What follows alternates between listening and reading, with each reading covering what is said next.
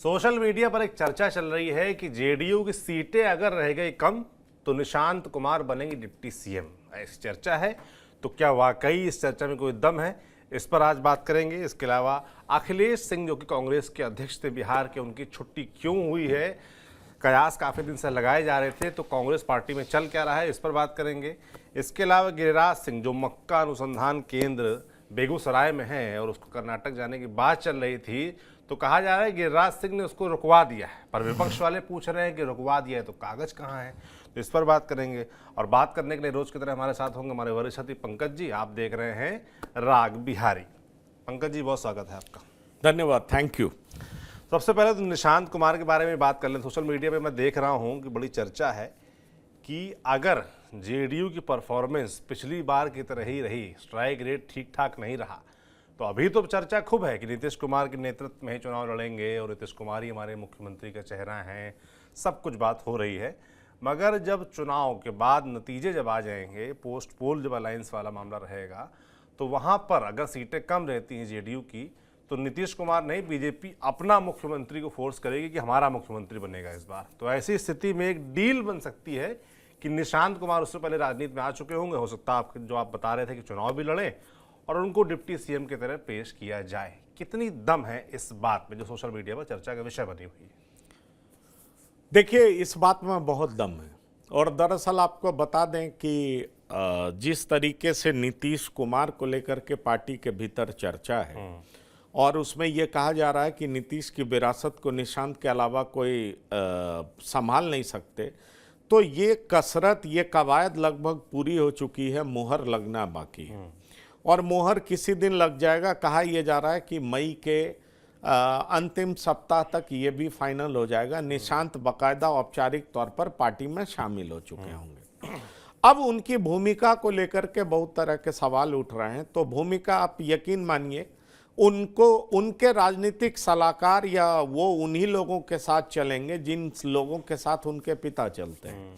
तो मतलब निशांत के आसपास विजय चौधरी भी दिखेंगे, संजय झा भी दिखेंगे और ये आप जान लीजिए अशोक चौधरी भी दिखेंगे और लोग भी दिखेंगे। इसलिए पिता के छत्र छाया में कुछ दिन निशांत चलेंगे और निशांत जब और परिपक्व हो जाएंगे या फिर ऐसी जरूरत आन पड़ेगी कि भाई अब नीतीश का रहना ठीक नहीं होगा, उनकी किरकिरी होगी, वो इस स्थिति में नहीं है, वो राजनीति की अंतिम पारी खेल रहे हैं। क्योंकि फर्ज करिए, चर्चा बहुत जोरों पर है कि बीजेपी की सीट 80 आ जाती है और जेडीयू बहुत कम सीटों पर रह जाती है या 40 पे रह जाती है, जैसे 2020 में हुआ। तो क्या इस बार नीतीश कुमार मुख्यमंत्री बनेंगे? कहा यह जा रहा है कि नीतीश कुमार तब मुख्यमंत्री नहीं बनेंगे, वो अपनी किरकिरी नहीं कराएंगे। दरअसल आप ध्यान दीजिए तो जो बिहार में जितने पॉलिटिकल डेवलपमेंट्स हो रहे हैं उसको देख करके आप ये पाएंगे कि अब फिर से सबका फोकस किधर है? सबका फोकस नीतीश कुमार की तरफ है कि भाई ये बहुत दिन से रह गया, अब इनको हटाया जाए। अब देखिए, प्रशांत किशोर खुल करके कहते हैं कुछ भी हो जाए नीतीश को सीएम नहीं रहने देंगे। तो अगर प्रशांत किशोर नीतीश कुमार को ठीक उसी तरीके से हराते हैं जैसे चिराग पासवान ने पिछले चुनाव में हराया था, तो नीतीश को नुकसान तो होगा ना। अब आ जाइए कि आरजेडी क्या करेगी। आरजेडी ठीक है, आरजेडी अपने जगह पे चुनाव लड़ेगी, पर आरजेडी का सामाजिक समीकरण, जातीय समीकरण उस तरीके से नहीं बना, तो आरजेडी भी क्या उस स्थिति में होगी कि वो बहुत ज़्यादा सीटें ला सके? ये भी एक बड़ी संभावना है। लेकिन मेरा ये मानना है कि अगर आप जेडीयू का नुकसान पहुंचाएंगे तो फायदा तो आरजेडी को ही होगा। किसको होगा? फायदा आरजेडी को होगा। लेकिन जो 2020 में हुआ वो 2025 में होने नहीं जा रहा है। क्योंकि देखिए, बिहार के संदर्भ में बड़े नेता भी कह चुके हैं कि जो भी मुख्यमंत्री बनेगा वो नीतीश कुमार की मर्जी से बनेगा।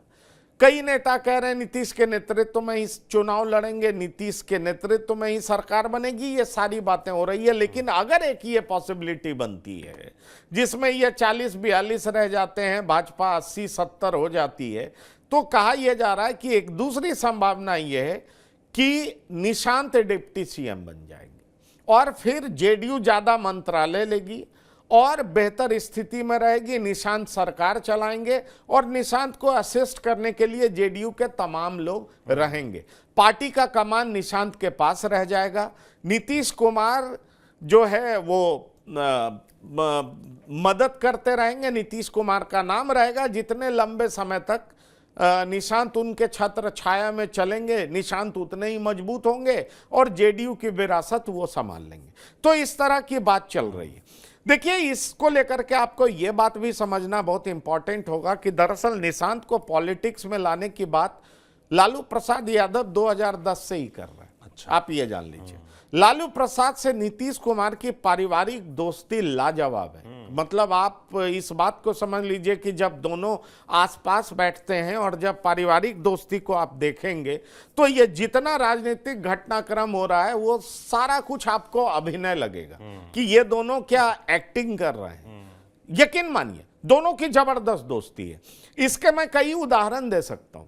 उदाहरण इस तरीके से दे सकता हूं कि तेज प्रताप यादव की शादी टूट रही थी, ऐश्वर्या ने मीडिया को बुला लिया, पुलिस पहुंची और उसके बाद ऐश्वर्या के पिता, उनकी मां, तमाम लोग गए थे नीतीश कुमार से मिलने।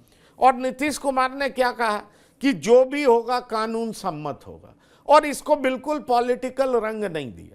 तो आप समझ लीजिए कि भाई पॉलिटिकल रंग दे सकते थे ना, ये उनका पारिवारिक मसला था और इस ड्रामा को तूल दे सकते थे, उनकी राजनीतिक किरकिरी करवाते, लेकिन नीतीश कुमार ने ये काम नहीं किया।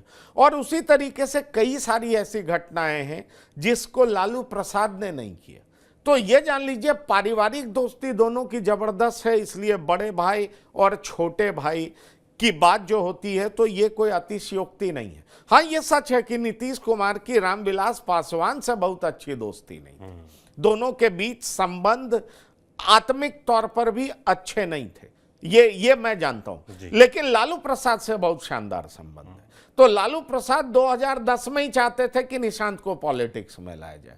2015 में एक कोशिश और की गई थी, लेकिन कभी भी नीतीश कुमार ने ध्यान नहीं दिया। नीतीश कुमार को लगा कि राजनीतिक रूप से जो मेरे पास शस्त्र है परिवारवाद का, वो लालू प्रसाद कहीं भोथड़ तो नहीं करना चाहते, इसीलिए मेरे बेटे को तो नहीं उतारना चाहते। ये उनके दिमाग में चल रही होगी बात। दूसरा नाम वशिष्ठ नारायण सिंह का भी आता है। तो कहा जाता है कि वशिष्ठ बाबू भी बड़े ही लोयल कार्यकर्ता रहे, जेडीयू के वफादार रहे, उनकी प्रतिबद्धता पे कोई सवाल नहीं है। वो भी अपने सुपुत्र को लाना चाहते थे। तो ये भी बात उठी कि वशिष्ठ बाबू क्या अपने सुपुत्र को लाना चाह रहे थे, तो इसलिए इनको अपने बेटे को लाने की बात कह रहे थे। क्योंकि नीतीश कुमार जब पूरे होशो हवास में पॉलिटिक्स करते थे तो परिवारवाद को हमेशा कंडेम करते थे। ये बात आप जान लीजिए।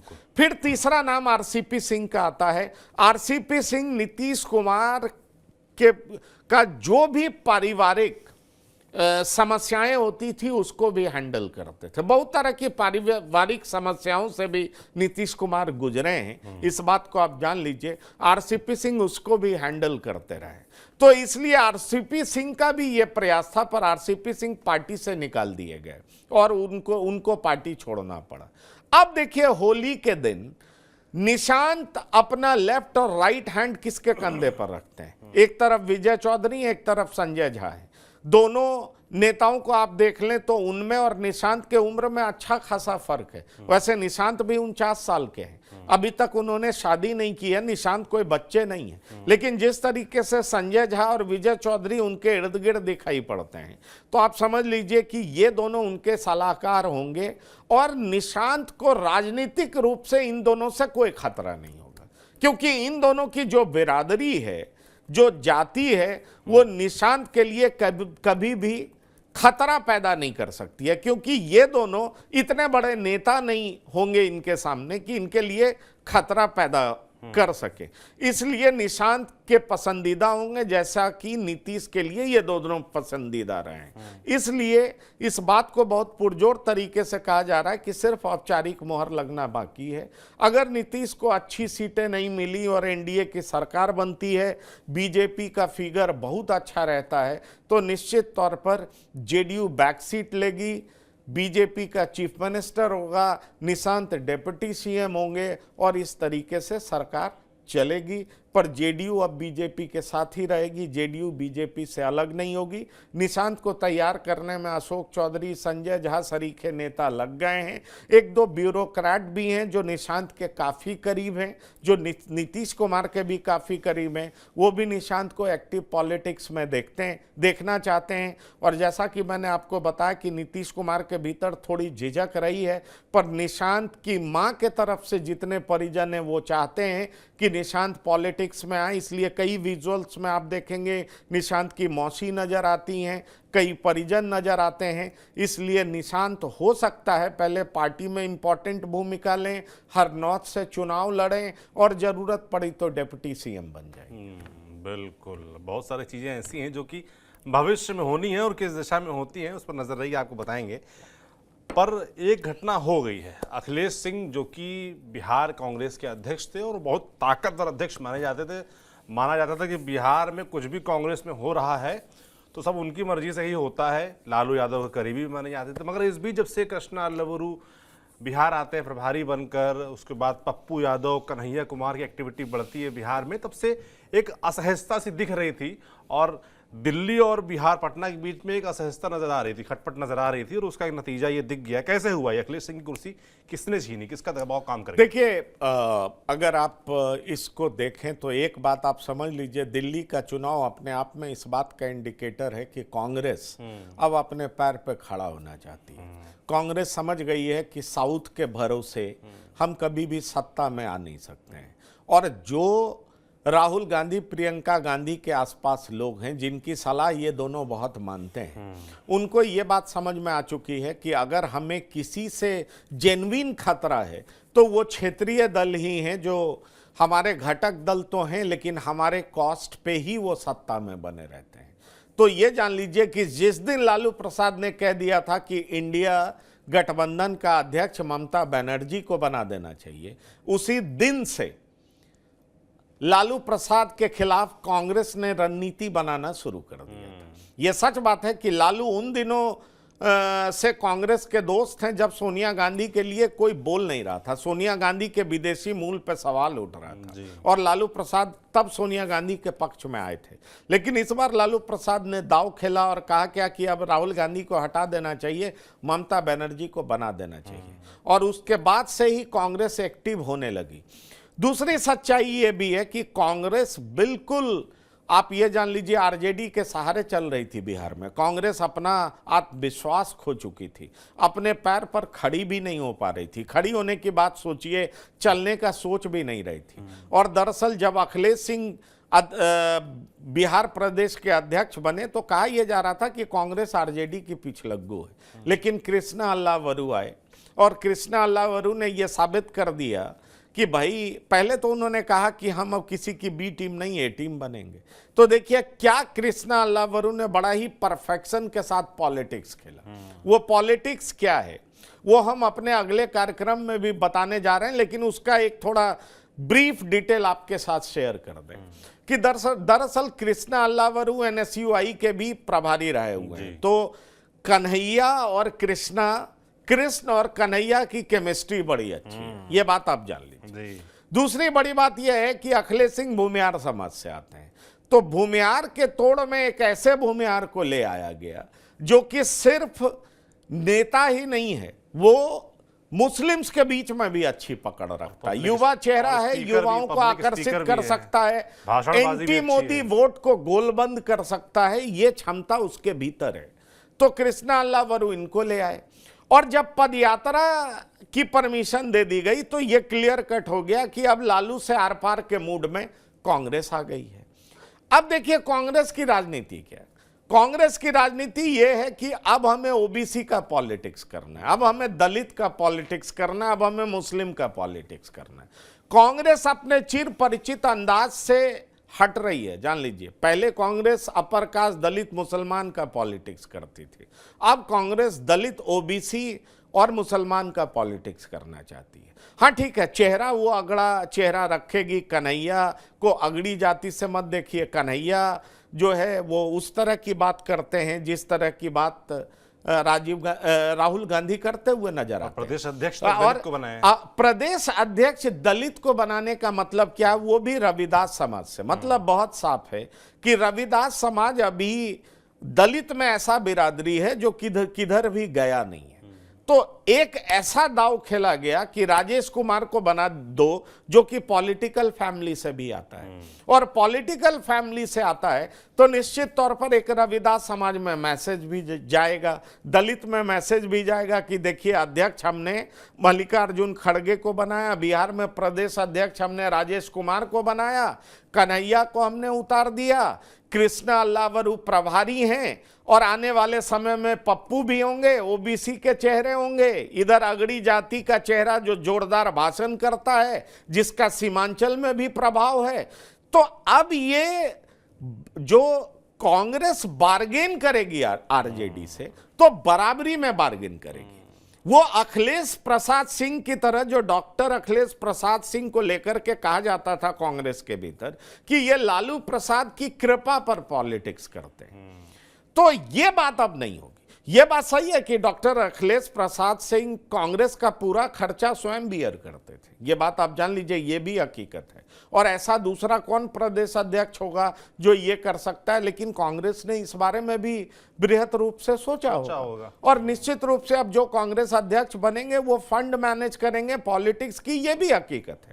लेकिन कांग्रेस अब अपने दम पर चलना चाहती है, अपने टर्म्स पर टिकटों का बंटवारा करना चाहती है, और अपने टर्म्स पर अपने नेताओं को आगे करना चाहती है। और ये सिर्फ बिहार में ही नहीं करना चाहती, आने वाले दिनों में आपको उत्तर प्रदेश में भी दिखाई पड़ेगा।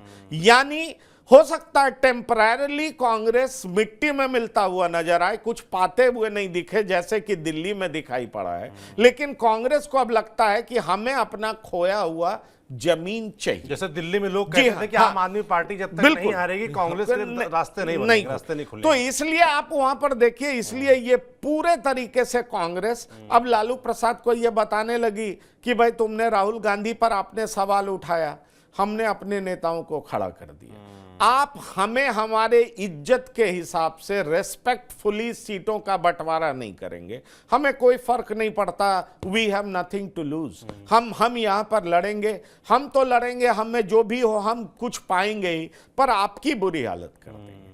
तो दलितों को साधना, ओबीसी को साधना, अगड़ों में एक मैसेज देना कि देखो कन्हैया तुम्हारा लीडर भी है, और साथ ही साथ कृष्णा अल्लावरू जो एक बार भी लालू प्रसाद से मिलने नहीं गए, तो आप इस तरीके से समझ लीजिए कि कांग्रेस अब अपने दम पे सर उठाने के लिए बिहार और उत्तर प्रदेश में तैयार है। भले ही ये कह सकते हैं कि टेम्पररीली उसको फायदा नहीं हो, लेकिन कांग्रेस अब 2029 की तैयारी कर। बिल्कुल, और ज़्यादा जानकारी इस विषय पर आपको जाननी है तो अगला प्रोग्राम बिहार की बात होगा, उसमें जानिएगा, उसमें डिटेल पर इसी मसले पर बात होने वाली है। अब दूसरे मुद्दे पर लौटते हैं। जो मक्का अनुसंधान केंद्र है बेगूसराय वाला, उसको लेकर तेजस्वी यादव लगातार घेर रहे हैं, प्रधानमंत्री मोदी से लेकर नीचे बिहार यूनिट को। मगर बेगूसराय के जो सांसद हैं गिरिराज सिंह, वो तो साफ साफ इनकार कर दिए हैं, वो तो कह रहा है जा ही नहीं रहा है, हमने बात कर ली शिवराज सिंह चौहान से, कुछ नहीं होगा, सब अफवाह फैलाई जा रही है। तो विपक्ष जाहिर सी बात है कि वहाँ के लोग पूछेंगे ना कि आप तो हवा में बता रहे हो, कागज कहाँ है, कोई पक्की बात बताइए ना कि हुआ है नहीं हुआ है, जा रहा है नहीं जा रहा है, खाली मुंह से बोल देने पे कैसे माना जाए। देखिए, गिरिराज सिंह इस तरह के नेता हैं जो हिंदुत्व पे लगातार बोलते रहे, तो ये वजह है कि जब भी गिरिराज सिंह को घेरने का मौका लोगों को मिलता है, छोड़ते नहीं है जो विपक्षी हैं। तो जैसे ही ये बात हवा में चली कि मक्का अनुसंधान केंद्र बेगूसराय से हट करके कर्नाटक के शिवमोगा में जा रहा है, गिरिराज सिंह बिल्कुल सवालों के घेरे में आ गए, उनके विपक्षी उन पर टूट पड़े। लेकिन गिरिराज सिंह के लिए ये निश्चित तौर पर मुझे लगता है उनके लिए बड़ा एम्बैरेसिंग होता। कल हम ये बात कर भी रहे थे कि भाई केंद्रीय मंत्री हैं, पावरफुल मंत्री हैं, 10 साल से मंत्री हैं, ये 15वां साल उनका केंद्र सरकार में मंत्री पद वाला है, और उनके इलाके से अगर मक्का अनुसंधान केंद्र चला जाएगा तो उन पर बड़ा सवाल तो उठेगा। विपक्षी को मौका मिलेगा, अपने संसदीय क्षेत्र में उनके विरोधियों को मौका मिलेगा, उनके समर्थक भी हतोत्साह होंगे कि आखिरकार इतने बड़े केंद्रीय मंत्री होकर के भी अपने संसदीय क्षेत्र में मक्का अनुसंधान केंद्र को बचा क्यों नहीं पा रहे। ये सवाल तो उठेगा और ये सवाल लाजमी भी है। लेकिन गिरिराज सिंह ने काफी मेहनत की है, मशक्कत की है। उन्होंने सीधे तौर पर कृषि मंत्री शिवराज सिंह चौहान से बात की है। शिवराज सिंह चौहान ने बात करने के बाद उनको पूरा भरोसा दिया है और इसीलिए गिरिराज सिंह पब्लिक प्लेटफॉर्म पर आकर के कह रहे हैं कि बेगूसराय को लेकर के जो भी बात कही जा रही है वो अनर्गल है, उसमें कोई दम नहीं है, इसलिए इस पे भरोसा मत करिए। मेरी कृषि मंत्री से बात हो गई है, आजकल में चिट्ठी भी जारी हो जाएगा। मैं सौरभ ये कहना चाह रहा हूं कि अगर एक केंद्रीय मंत्री पब्लिक प्लेटफॉर्म से लोगों को ये भरोसा दे रहे हैं तो निश्चित तौर पर उनकी बातों पर भरोसा तो करना होगा, क्योंकि वो रिस्पॉन्सिबल पद पर है, जिम्मेदार पद पर है। ठीक है, चिट्ठी आने में एक दो दिन का विलंब हो सकता है क्योंकि एक औपचारिक प्रक्रिया है, लेकिन जब एक केंद्रीय मंत्री बोल रहे हैं कि ये केवल अफवाह है, बकवास है, इस पे ध्यान देने की जरूरत नहीं है, हमने कृषि मंत्री से बात कर ली है, मक्का अनुसंधान केंद्र कहीं जाना नहीं है,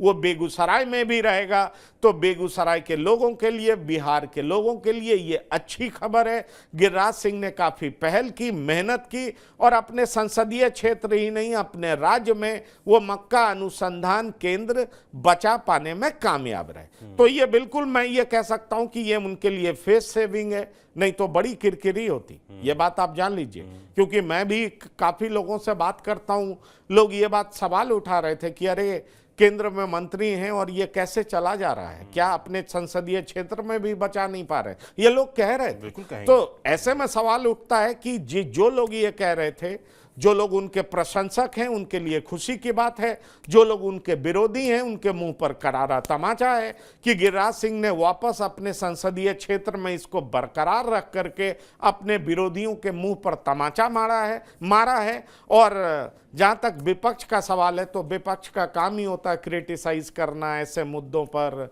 जनता के बीच में। क्रेडिट पे लेगा ना। हाँ, कि अगर विपक्ष विरोध ना करता तो गिरिराज सिंह तो सोए हुए थे, वहां तो चिट्ठी जारी हो गई। नहीं, सोए हुए नहीं थे, सोए हुए विपक्ष इस तरह की बात कहेगा ना। मुझे लगता है ये बात तो विपक्ष भी लेगा। ये बात गिरिराज सिंह चुप थे क्योंकि वो पूरे तरीके से इंश्योर कर लेना चाहते थे कि भाई मक्का अनुसंधान केंद्र यहाँ पे रह गया है। अब जो कह रहे हैं उसकी चिट्ठी भी निकल जाएगी तो गिरिराज सिंह के बात पे मोहर लग जाएगी। गिरिराज सिंह जो कह रहे थे वो सही साबित होगा। अगर चिट्ठी नहीं निकलेगी, ट्रांसफर होगा, तो निश्चित तौर पर ये जनता है, ये जनता जिस तरीके से पुरस्कृत करती है उसी तरीके से वो तिरस्कार भी करती है, वो सजा भी देती है, उसके पास बहुत बड़ा हथियार है वोट का। तो ऐसी कई सारी बातें हैं, वो आने वाले दिनों में आपको बहुत पूरे तरीके से क्रिस्टल क्लियर दिख जाएगा। बिल्कुल, फिर भी मुझे लगता है कि बेगूसराय के लोगों को चिट्ठी का इंतजार रहेगा और जैसा कि पंकज जी ने कहा, भाई औपचारिक प्रक्रिया होती है, चिट्ठी आएगी और बात क्लियर हो जाएगी कि बेगूसराय से मक्का अनुसंधान केंद्र कहीं नहीं जा रहा है, उसका इंतजार रहेगा। तो राग बिहारी में आज के लिए इतना ही, जो हमने समझने का प्रयास किया, खासतौर पर निशांत कुमार को लेकर जो कयास लगाए जाने लगे हैं कि क्या आने वाले समय में कोई ऐसी सूरत बन सकती है कि निशांत कुमार डिप्टी सीएम हो, तो उसमें कितने दम है वो पंकज जी ने आपको बताया। अखिलेश सिंह की छुट्टी क्यों हुई, कांग्रेस क्या सोच रही है उसके बारे में बताया, और गिरिराज सिंह मक्का अनुसंधान केंद्र उसके बारे में, और इसे बिहार की जो चर्चाएं हैं, जानकारियां आप तक यूं ही हम पहुंचाते रहेंगे। आप देखते रहिए TV9 डिजिटल। शुक्रिया।